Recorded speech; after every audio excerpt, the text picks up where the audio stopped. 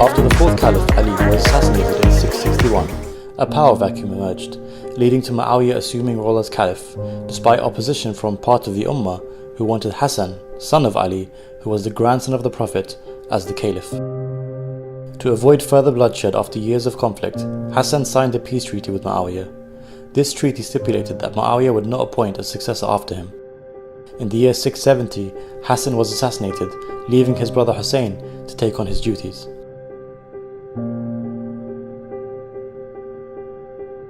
The treaty was breached when Muawiyah named his son Yazid his successor in 680, beginning the Umayyad dynasty.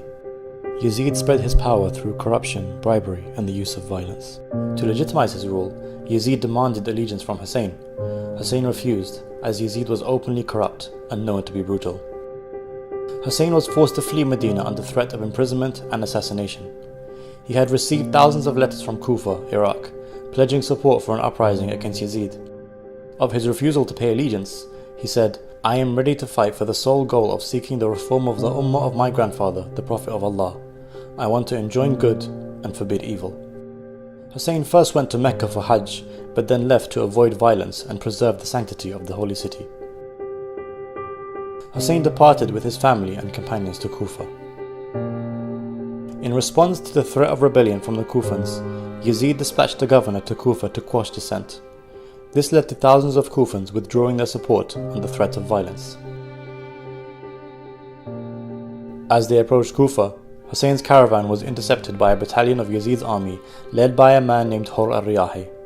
A greater army which numbered in the thousands, led by Umar bin Sa'ad, joined him and surrounded Hussein's camp in what is now known as Karbala in modern-day Iraq. The army cut off access to water for Hussein and his family, leaving the men, women and children to suffer from days of thirst in Iraq's blistering desert heat.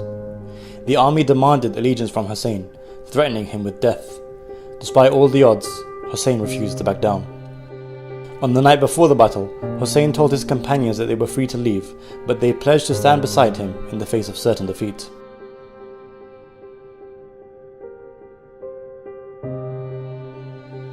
The following morning, on the 10th of Muharram, known as the day of Ashura, Hussein delivered a powerful speech, reminding the opposition that he was still the grandson of the Prophet and that he still wished to leave.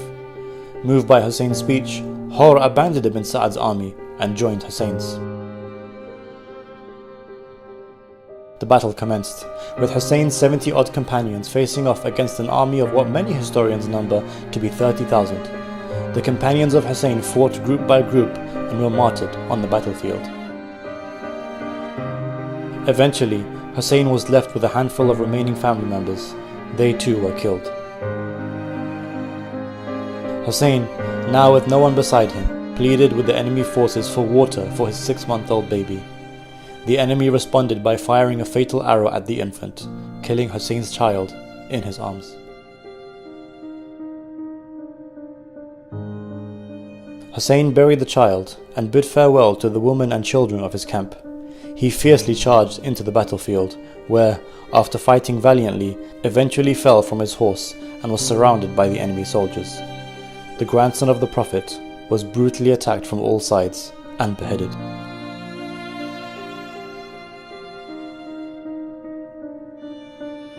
The enemy forces attacked and plundered the possession of the dead bodies as well as the camp of Hussein's family. The tents were set ablaze with the women inside, which included granddaughters of the Holy Prophet. The family were taken captive by Yazid's army, later to be paraded to Damascus in Syria. The story of Karbala shook the Muslim Ummah as news spread, launching several uprisings across the Muslim Empire. Many argue that the Battle of Karbala forever changed the course of Islamic history. The day of Ashura is mourned globally by millions of Muslims, both Sunni and Shia, to honor the heroic stand of the Prophet's grandson, Hussein.